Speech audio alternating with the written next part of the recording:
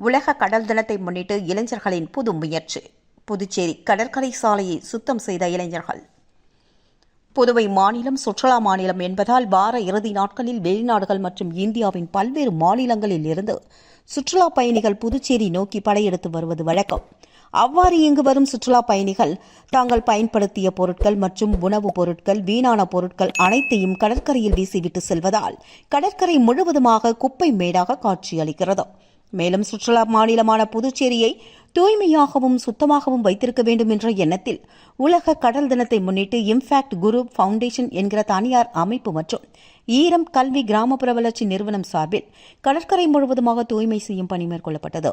இதில் தன்னார்வ தொண்டு நிறுவனத்தின் நிர்வாகிகள், இளைஞர்கள், பெண்கள் மற்றும் நடைபயிற்சி மேற்கொள்பவர்கள் என 50க்கும் மேற்பட்டவர்கள் துப்புரவு பணியில் ஈடுபட்டனர். இதற்கான ஏற்பாடுகளை ஒருங்கிணைப்பாளர் கதிரவன் தலைமையில் ஈரம் நிறுவனர் ஏசுதாஸ், ஒருங்கிணைப்பாளர் மதன் ஸ்ரீராம் உள்ளிட்டோர் செய்திருந்தனர். இந்த நிகழ்வில் ஏராளமான கல்லூரி மாணவர்கள், இளைஞர்கள், தன்னார்வலர்கள் பலர் கலந்து கொண்டு கடற்கரையில் தேங்கி கிடந்த குப்பைகளை சுத்தம் செய்து தூய்மை பணியில் ஈடுபட்டனர்.